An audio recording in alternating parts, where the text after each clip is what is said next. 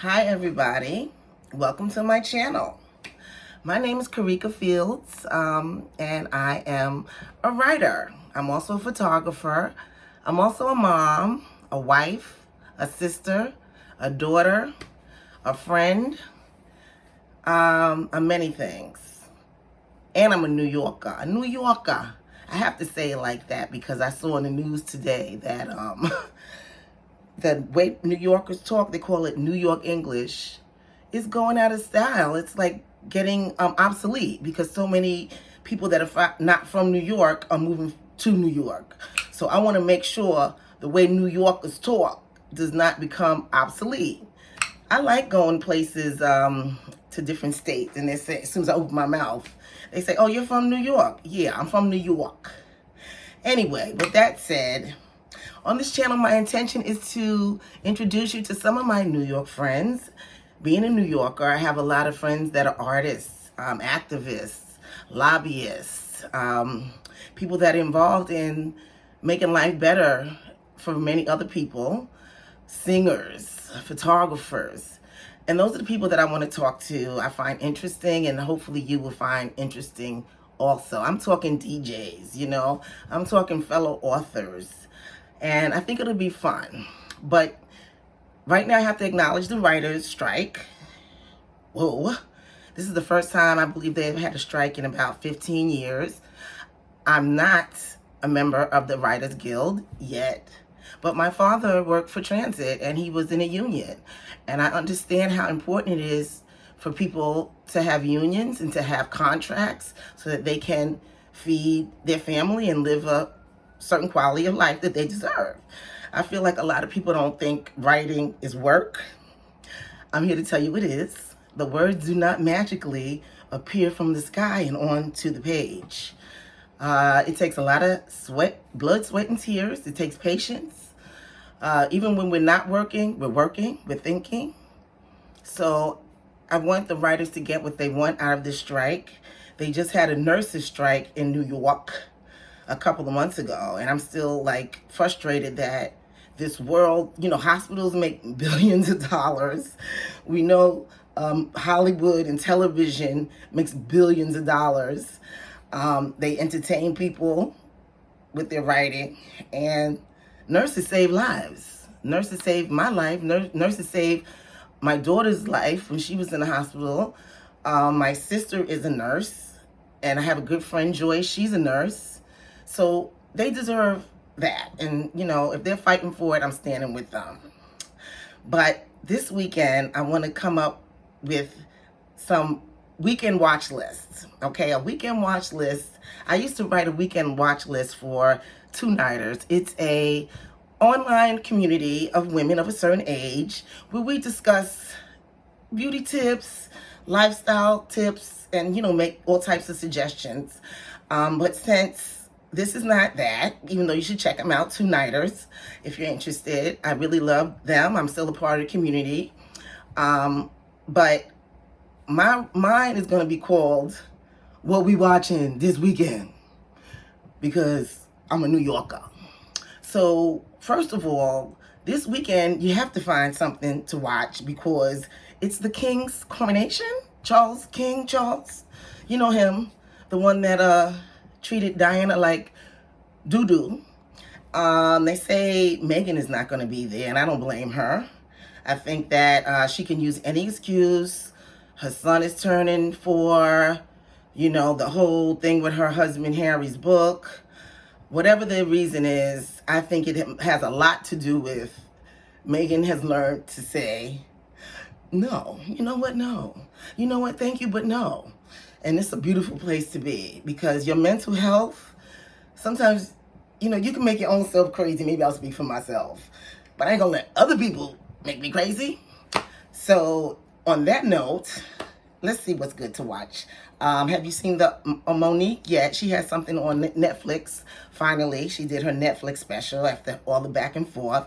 I watched it. It was funny, but she is a lot. There's a lot of cursing. She lost a lot of weight. She looks absolutely gorgeous and beautiful, but she's just intense. So check her out. Also, the new Bridgerton is called Queen. Oh, Shonda Rhimes. What's the name of it? I can't remember. There's a new Bridgerton uh, on Netflix, and it's about the queen, the black queen. She was from Germany, and I did watch a couple of the episodes, and it looks pretty good. It looks kind of sad, but it's interesting to see. It's based on a true woman who was married King George, and he ended up being mad. He was mad. He was mad. But they were actually madly in love. On top of the fact that she was a woman of color, they said she has more in her blood. She has more in her blood. If you don't know who the Moors are, then Google it. And I think that's going to be fun if I get to watch the rest of it. I've only seen 2 episodes. I think there's only 6 episodes. What else is on? I'm going to watch Marvelous Mrs. Maisel. It came back out a couple of months ago, maybe April, but I haven't gotten to see it yet, but I want to see. I hear this is the last season, and I like that show. It's set in New York in the 50s and 60s, so I like the clothes, and I like seeing old New York, the cabs, the buildings, you know, the buses. I love stuff like that. It's very nostalgic. It's a little neurotic, a lot of dialogue, but I think it's funny and refreshing, and that's one good show I enjoy and I recommend. What else? The Fresh Prince, or what is it? It's called Bel-Air. It's the 2nd season now. I watched the 1st season. I really liked it. The 2nd season, again, has been out. I think it's like up to season 10. I mean, episode 10 in season 2. So that's something to catch up on. I really like the young man that plays the Will Smith character. I think he's really talented. He's a really good actor, in my opinion. And if I think of anything else, I'll let you know. But mainly on this channel, since I am a writer, I will be giving you writer's tips. And this tip for this weekend, dun, dun, dun, dun, right. It's like, what do you need? Let me see, what do you need? You need a paper, and you need a pen. Yeah, I got a pen and a pen and a pen. I need a pen and a pen. And because some of y'all don't know what a pen looks like. A paper and a pen. That's a good thing about writing. I mean, a photographer, I need a camera, I need film, or, you know, storage on my camera. I need a flash. I need a subject. But a writer, all you really need is a pen and a paper. You can write on your computer, which some people do, but you should write. And that sounds like I'm being condescending, but I'm not. It's just that a lot of people, you know, I've done writers' workshops and stuff like that, and a lot of people will say, oh, you know, I want to write, but I can't write, and I don't know how to respond to that. That's like somebody who's a tennis player says, I want to play tennis, but I can't play tennis. Well, if you want to play tennis, then just got the racket in the place, what you call it, the tennis court. If you're a runner, you got to get out there and, you know, run. If you're a swimmer, you got to dive in and swim. But, you know, people romanticize this thing about a writer who can't write. That's bullshit. It's, you're blocked maybe, you're scared, maybe you're not sure what you have to say, maybe you are afraid of what you have to say, maybe you don't want people to see what you have to say, but that's not, you can't worry about that stuff. You just worry about getting what you have to get onto the page. Some people write and then they revise as they write. I personally, if I'm working on a short story or a book or a screenplay, I write it. I write it. I mean, I don't even worry about, I try to spell correctly, but I don't even really worry about that. I just try to get the story on a page because that's the hardest part for me. And then I go back and then I edit and, you know, tweak and change, take out, all that good stuff. So definitely write this weekend if you are a writer. And I hope you come back and visit me because I will have more writing tips every week. I'm going to try to come back every week or more. You never know. This seems kind of fun so far.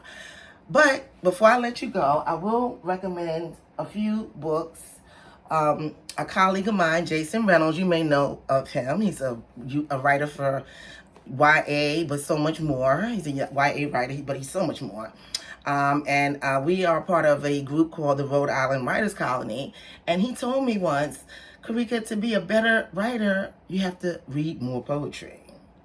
I guess it's the whole metaphor thing. I do not have the gift of metaphor. I don't. Some people, it just comes naturally. I don't have it. So he recommended that I read more poetry books. So I have a few here. This one is by Morgan Parker. There are more beautiful things than Beyonce. It's an interesting take on life as a Black woman, just as a woman. And I love this picture. It's of the artist Carrie Mae Weems. But this is a good book to kind of get you into the headspace of poetry and the way you can tell a story succinctly and creatively. Another one is called A Spell for Living. This is my friend Keisha Gay Anderson. She's also in New York. But she is also, look at this artwork inside, you know? She has beautiful artwork. I also have friends that have this book and actually color in her art just because they say, what is it called? Adult coloring can be relaxing. I found that out during the pandemic. I was like, ooh, I was coloring, but you know, with markers, it was fun. And, you know, it takes the anxiety off a little bit. But these poems are very beautiful. I'm going to read a quick one. I move in this body by the compass of my heart, sweet stilled for the fury, awaiting the waking of the willfully dead with my voice, an echo in infinity, chorus of existence, harmonic resistance to organized confusion and collusion with spirits lost in flesh. What's left when you burn away the fog of deception? A primordial fear buckling under the weight of its reflection. Who will we be? What will it teach us when we discover who we really are? Oh, honey, that's my girl. Another one is from Madhuri Pavamonti called I Machete, and the title itself is just indicative of what the book is about. It's about love. It's a love poems, but they're kind of cutting. They show like the hard side of love or the beautiful side too. But I think the title's apropos. I Machete. I have a quick poem by her. Tremendous. It's called Tremendous. Sweet girl, do not try to break your bones and become small for another. Bones heal, and you were always larger than life. What? Go ahead, girl. All these books can be purchased on Amazon for the most part. So I'll leave you with that and remind you that I am the author of, this is my very first book. It came out 10 years ago or more. With Your Bad Self, The Right Way to Get Over Mr. Wrong. I'm actually doing an update to this book because since this book came out, I'm married now, but I think I have a little different perspective and I can offer more insight into, you know, this thing called love. Relationships are not easy, trust and believe. But they're interesting and they're real. They're part of our lives and sometimes they hurt. But sometimes it hurts so good too. Anyway, was my very first book, and now recently I had this book published. It's a novella. It's called With Your Bad Self.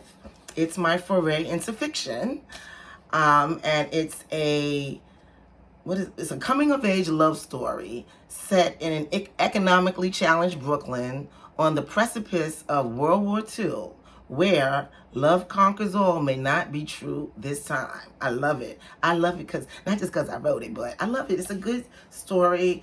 I'm getting a lot of great feedback and good reviews. It's under 100 pages, a novella, which is an art form in itself.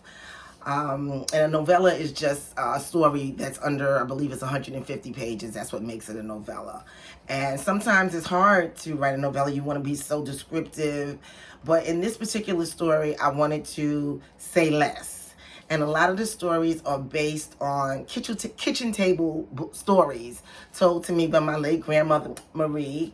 And she just, you know, kind of told me about what it was, how it was growing up, and, you know, the things she went through. This is when she was 19 years old. My grandmother lived to be 91 years old.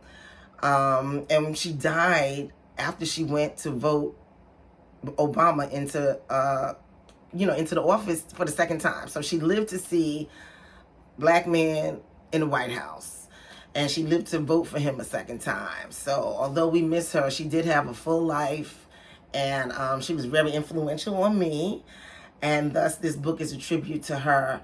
But I do believe that a lot of people can relate to it because it's about love, and we all love love, even when we hate it.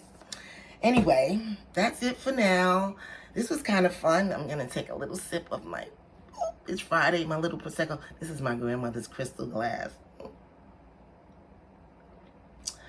I have some blueberries in there because, you know, I want to be healthy. You know, the antioxidants and everything. Thanks for listening. Come back. Hit the subscribe button. I'm going to work on pronouncing my words better. From me to you, go ahead with your bad self.